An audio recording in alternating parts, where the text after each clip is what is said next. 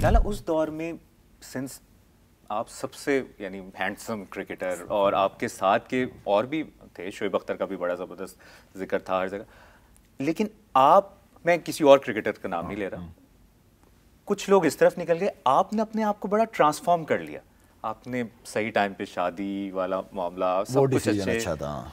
वो अब्बा अम्मा की एक पीछे से नहीं डांट थी कि नहीं यही करना है? नहीं यार, लाइफ बहुत कैसे अपने आप को हम्बल कैसे किया कि अम्मा अब्बा भाई मैं तो स्टार बन मुबशर, हमारी टीम का माहौल बिल्कुल ही डिफरेंट था। हम नए बच्चे आए थे यार, उस वक्त सारे इतने बड़े हीरोज़ के बीच में हम लोग सारे थे, तो उस वक्त टीम का माहौल बहुत डिफरेंट था। तो वो ज़ाहिरी बात है, माहौल में बंदा डल ही जाता है, ठीक है। और मैं ये समझ रहा था कि यार मैंने, क्योंकि आगे अगर क्रिकेट खेलनी है तो ये शादी वाले डिसीजन ले लेते हैं, शादी करते हैं, ताकि लाइफ थोड़ी सी डिसिप्लिन हो, थोड़ी जिम्मेदारियाँ हैं। फिर मैंने खुद अपने पेरेंट्स को कहा था यार मेरी शादी कराओ भाई। पसंद की थी चल? नहीं, वो पेरेंट्स के पसंद की थी और उन्होंने, और अल्हम्दुलिल्लाह आई एम वेरी लकी, माशाल्लाह, हाँ शुक्र अल्हम्दुलिल्लाह। तो आई मीन के वाइफ एंड देन फिर हर बच्चे के साथ लाइफ को चेंज होते हुए, अपनी किस्मत को बदलते हुए देखते रहे बेटियों की किस्मत अल्हम्दुलिल्लाह। और बेगम ने बहुत सपोर्ट किया, बहुत लकी हूँ मैं कि अल्लाह ने ऐसी औरत पार्टनर, लाइफ पार्टनर है जो हमारी अंडरस्टैंडिंग, क्योंकि लाइफ बेगम के साथ जब तक आपकी अंडरस्टैंडिंग, और मैंने बेगम को कभी बेगम समझा ही नहीं, उसको मैंने हमेशा दोस्त की तरह लिया। और ठीक है प्यार मोहब्बत होता है, लेकिन एक वक्त आ जाता है कि औरत को क्योंकि आपका प्यार बच्चों में भी बढ़ जाता है, तो एक वक्त आता है कि आप अपनी बेगम को जो है वो जो चीज़ वो चाहती है वो उसको मैंने दी। और वो सबसे इम्पॉर्टेंट चीज़ है मेरे ख्याल में, इज़्ज़त। औरत को इज़्ज़त देना बहुत इम्पॉर्टेंट है, तो वो अपनी बेगम को साथ साथ में इज़्ज़त भी देता रहा, प्यार, और उसने हमेशा मेरे लिए बहुत खड़ी रही है वो। और उन्हीं की वजह से और माँ बाप की सपोर्ट, ब्लेस यार, हम लकी, क्योंकि औरत का ठीक होना या मर्द का ठीक होना दोनों का एक दूसरे के लिए बहुत इंपॉर्टेंट है। शाहीन किसकी पसंद थे आपकी? शाहीन किसकी पसंद थे? शाहीन मुझे भी पसंद था। वाइफ तो नहीं जानती थी इतनी ज़्यादा, वाइफ उनकी फैमिली को किसी के थ्रू, क्योंकि हम सारे एक ही कबीले से हैं, कबाइल हैं। डायरेक्ट कोई नहीं, उनके शाहीन के जो बड़े, वो मेरे बड़ों को जानते थे, मेरे दादा परदादा। अच्छा। वो सारी उनको जानते थे, काफ़ी इज्जत, तो फैमिली को जानते थे वो। तो फिर वहाँ से शाहीन का मैं जानता भी था, पहले भी घर एक दो दफ़ा आ चुका था, मिलना चाह रहा था मुझसे, वो मुलाकात हुई उससे, उसने भी नई नई क्रिकेट शुरू की हुई थी माशाल्लाह। एंड देन फिर लड़कों से भी, लोगों से भी जब रिश्ते की बात वगैरह, तो क्योंकि बेटी थी मेरी, तो मैं चाह रहा था कि जहाँ भी जाए वो खुश रहे वहाँ पे। और Shaheen is a very good boy. और बतौर दामाद आपका कैसा रिश्ता है? यार अल्हम्दुलिल्लाह, दोनों मेरे समझे, अल्लाह ने मुझे दो बेटे दिए हैं, एक दोनों, एक नसीर एंड शाहीन, दो अल्लाह ने मुझे बेटे दिए हैं अल्हम्दुलिल्लाह।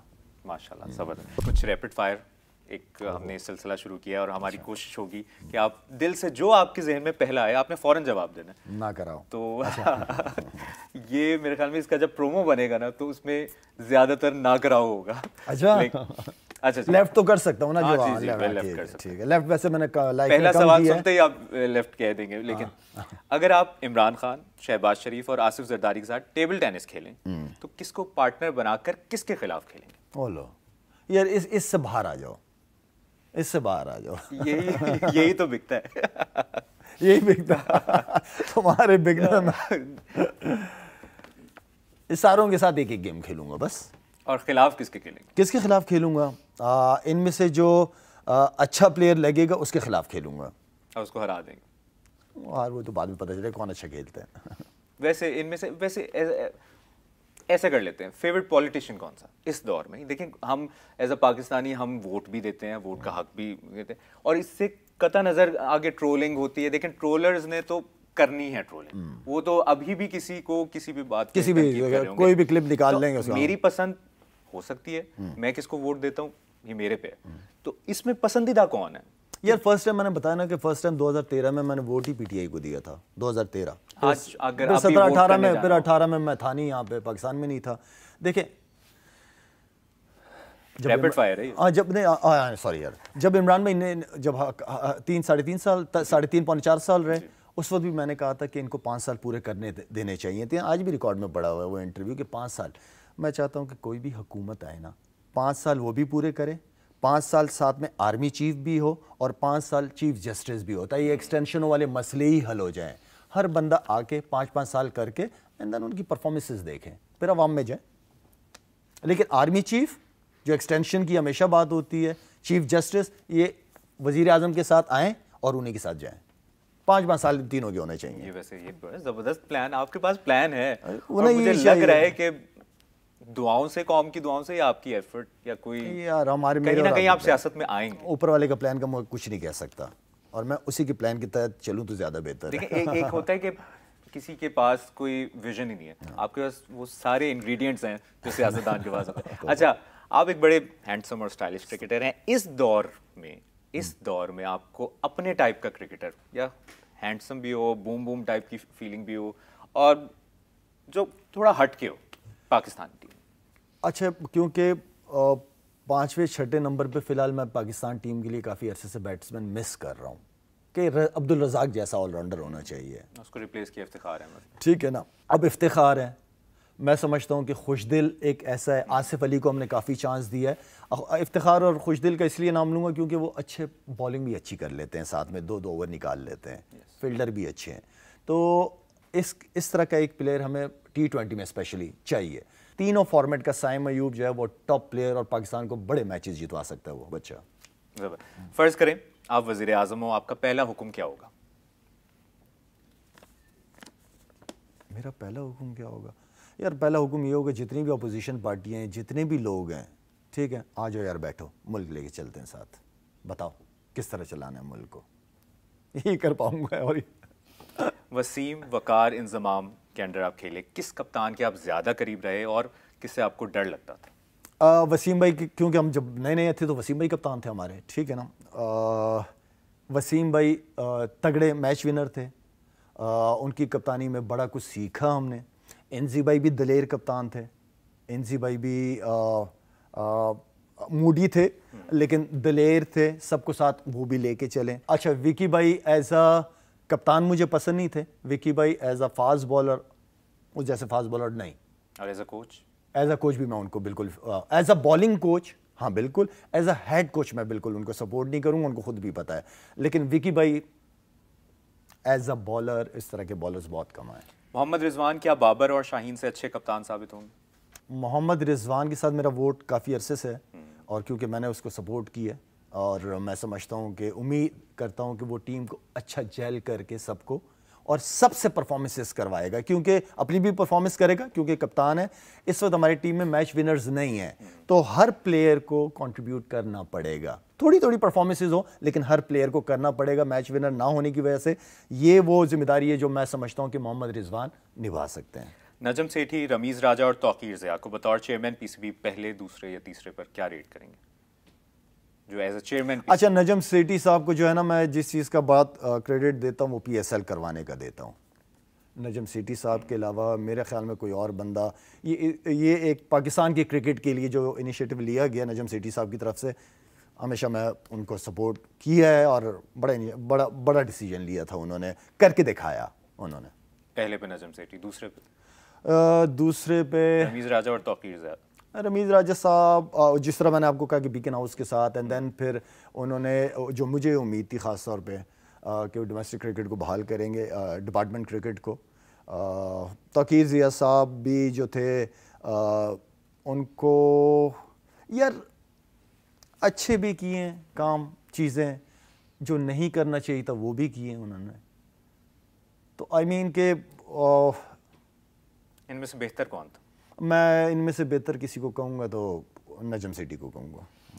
अच्छा, अब भी इस वक्त जो तीन मौजूदा खिलाड़ियों को पाकिस्तान से ड्रॉप करने का और किसी तीन को इधर लाने का, टीम में लाने का मौका मिले, तो आप किसको ड्रॉप करेंगे और किसको लाना चाहेंगे टीम में? किसको ड्रॉप करूँगा? पुराने की बात कर रहे हैं? अभी मौजूद कि जो आपको लगता है कि यार ठीक है, इनको मौका मिल गया लेकिन ये अप टू द मार्क नहीं हो सके और बहुत मौका मिल गया। जिस तरह मेरे ज़हन में अभी जो इफ्तिखार अहमद, बहुत चांस मिले, शादाब खान को बहुत चांस मिले, लेकिन उस तरह फिर वो over the period of time उनकी परफॉर्मेंसेस वो लेकिन बात ये मुबशिर का, आपने एक इन प्लेयर्स पे इन्वेस्ट भी किया है ना, ठीक है आपने, हाँ ठीक है, दूसरों को चांस दो, खुल के चांस दो, इन लड़कों को क्या करो, इग्नोर ना करो, इनको भेजो डोमेस्टिक क्रिकेट में, डोमेस्टिक क्रिकेट खेलो, ठीक है, अच्छा परफॉर्म करेंगे, ये वाले अच्छा परफॉर्म नहीं करेंगे, देन आप, मैं ये हमेशा कहता हूँ कि बेंच पे आपकी स्ट्रेंथ बैठी होनी चाहिए। अंदर शाहीन अगर खेल रहा हो ना, तो उसको ये पता होना चाहिए कि मेरे पीछे एक लड़का बैठा हुआ है, मैं अगर परफॉर्म नहीं करूँगा तो ये लड़का आ जाएगा। तो मैं हमेशा बेंच स्ट्रेंथ की हमेशा बात करता रहा हूँ। कोई ऐसा क्रिकेटर जिसके साथ आप कभी कमरा शेयर नहीं करना चाहेंगे, रूम शेयर नहीं करना चाहेंगे उस दौर में? उस दौर में किसके साथ शेयर नहीं करना चाहूँगा? अच्छा, मैं उस दौर में, क्योंकि मोइन भाई के साथ बहुत रूम शेयर किया मैंने, बहुत ज़बरदस्त टाइम गुजारा, मुशी भाई के साथ भी टाइम गुजारा। किसके साथ नहीं करूँगा शेयर यार? जब तक मैं शेयर नहीं करना चाह रहा था, मुझे अपना कमरा मिल गया था सिंगल। और ये कब के, जब कप्तान बने या कप्तान से? नहीं, उससे पहले ये आईसीसी ने फिर रूल कर दिया, बना दिया था कि एक वक्त तक, पता नहीं याद भी नहीं आ रहा, 2000 के बाद, 2000 के बाद मेरे ख्याल हर प्लेयर को सिंगल रूम मिलना शुरू हो गया था। अच्छा, बल्कि सॉरी 99, हाँ, शाहिद आफरीदी का जब आंखें बंद करके आप जहन में एक वो फ्लैशबैक चलता है, तो कौन सा मैच जहन में आता है कि यार वो मैच था कि बस उसने सब कुछ काया पलट दी, शाहिद आफरीदी को लेजेंड बना दिया? यार इस वक्त वर्ल्ड रिकॉर्ड को आप कह सकते हैं, वहाँ से शाहिद अफरीदी पता चला कि कोई क्रिकेटर है, ठीक है ना। उसके बाद फिर एशिया कप की परफॉर्मेंसेस बड़ी ज़बरदस्त मौके पे 2009 की, फिर इंडिया टूर्स की, ऑस्ट्रेलिया टूर की कुछ परफॉर्मेंसेस, ये मतलब यादगार परफॉर्मेंसेस हैं। वेस्ट इंडीज़ टूर की कुछ यादगार परफॉर्मेंसेज, क्योंकि आपको वो परफॉर्मेंसेज ज़्यादा याद रहती हैं जब आप टीम से बाहर होते हो, देन आप कमबैक करते हो ना, तो बहुत तगड़ा कमबैक, वो कमबैक आपको याद रहता है कि यार मुझे टीम से निकाले थे ना, मेरे पास परफॉर्मेंस ही ज़बरदस्त जवाब था और मैंने जवाब दिया है। लाला, आखिरी सवाल, अच्छा, नौजवानों को क्या मैसेज देंगे? उन नौजवानों को जो ट्रोलिंग करते हैं, या उन नौजवानों को जो जिनमें बेहतरी आ सकती है? ओवरऑल सिंस पाकिस्तानी नौजवान शाहिद आफरीदी, क्या मैसेज देंगे? देखें, अब ये जितने भी बच्चे बैठे हुए हैं हमारे, जितने भी जितनी हमारी यूथ है, ये हमारा फ्यूचर है, ये हमारा पाकिस्तान है, और बहुत सारी अपॉर्चुनिटीज़ हैं इस मुल्क के अंदर। अपने ऊपर बिलीव रखें, ऊपर वाले पे बिलीव रखें, इंशाल्लाह जो आप चाहते हैं, जो बनना चाहते हैं, अच्छी नीयत से कोई भी काम करो, इंशाल्लाह आप वो बनोगे, आप अचीव कर सकते हो इस मुल्क के अंदर। जिस तरह मैं बार बार कह रहा हूँ कि बहुत अपॉर्चुनिटीज़ हैं। अपनी लाइफ को थोड़ा सा डिसिप्लिन करें। आपको कोई चीज़ पसंद नहीं आती, हाँ बिल्कुल आप कहें उस चीज़ को, लेकिन अखलाकियात का दामन ना छोड़ें, ठीक है। पेरेंट्स से भी मैं यही रिक्वेस्ट करूंगा, जितने भी पेरेंट्स इस वक्त अगर इस प्रोग्राम को देख रहे हैं, तालीम, डॉक्टर, इंजीनियर सब कुछ आपका बेटा बन जाएगा, लेकिन तरबियत अच्छी करें। तरबियत सबसे इम्पॉर्टेंट चीज़ है। यही मैसेज दे सकते। बहुत बहुत शुक्रिया आपका शाहिद आफरीदी। थैंक यू मोशर, thank you sir, thank you. आप एक पाकिस्तान की शान है, और आप एक लेजेंड हैं। आपने बहुत लोगों को इंस्पायर किया है, और लोग फील्ड जब छोड़ जाते हैं, लोग गायब हो जाते हैं। आप माशाल्लाह रोज नौजवानों को इंस्पायर करें, हमें इंस्पायर किया, और I am one of them.